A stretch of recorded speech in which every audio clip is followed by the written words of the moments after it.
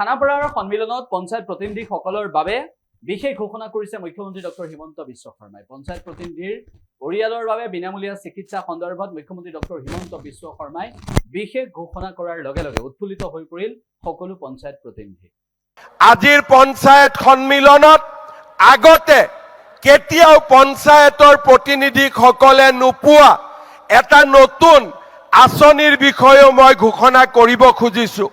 অহা 1 জানুৱাৰীৰ পৰা আমাৰ ৰাজ্য চৰকাৰে পঞ্চায়তৰ সকলো স্তৰৰ প্ৰতিনিধি আৰু তেওঁলোকৰ পৰিয়ালৰ চিকিৎসাৰ খৰচ সম্পূৰ্ণ বিনামূল্যভাৱে বহন কৰিব।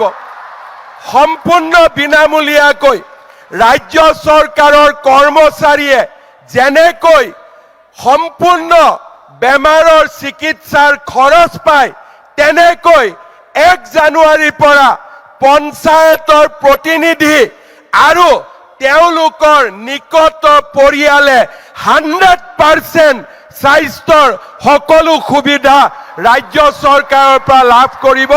তাক মই আজিৰ দিনটোত ঘোষণা কৰিব বিচাৰো।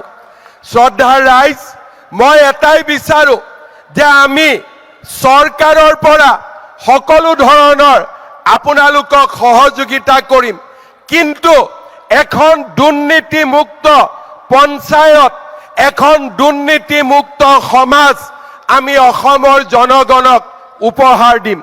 শ্ৰদ্ধাৰ পঞ্চায়ত প্ৰতিনিধিসকল, 2026 চনৰ নিৰ্বাচনৰ প্ৰাক মুহূৰ্তত আজি আমি ইয়াত সমবেত হৈছো।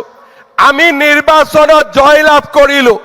এতিয়া আমাৰ দায়িত্ব হ'ব 26 চনত আমি আমাৰ মিত্ৰ দলৰ সৈতে বিজেপিক আকৌ এবাৰ দিছপুৰলৈ উভতাই আনিব লাগিব। আনিম নে নানিম আমি? আনিম নে নানিম আমি?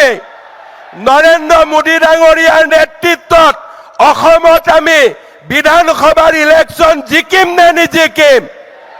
সকলোৱে আমি কাম কৰিম নে নকৰিম? আমি সকলোৱে আজি প্ৰতিজ্ঞাবদ্ধ হ'ম।